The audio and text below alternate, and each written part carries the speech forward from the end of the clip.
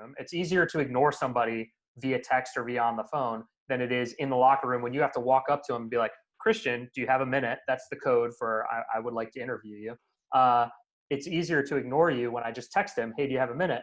He's not going to answer. And Absolutely. why would he? Right? I mean, so Totally.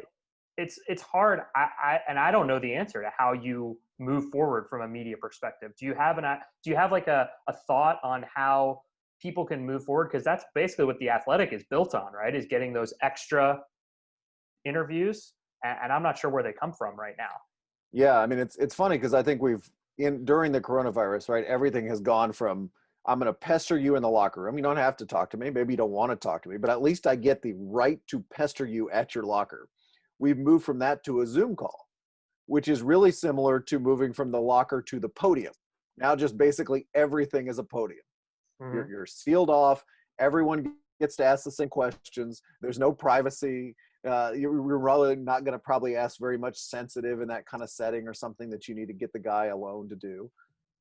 So no, and I don't know how we're going to move on from that, because I mean, you know what I was thinking the other day is, how terrible would it be to be starting on a beat in 2020?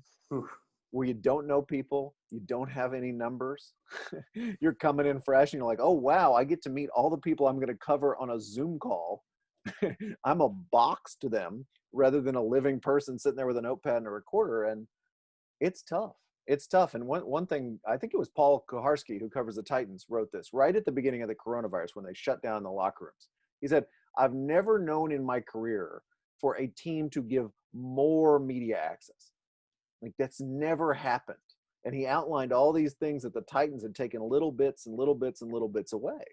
So what we're asking is that somehow these teams, after all this is over, if this is ever over, are going to say, okay, we're going to go back to what we had, or we're going to even go to something better. Chances are they're not, right? Or they're going to resist it with every fiber of their being. And that's sort of where I think we're going.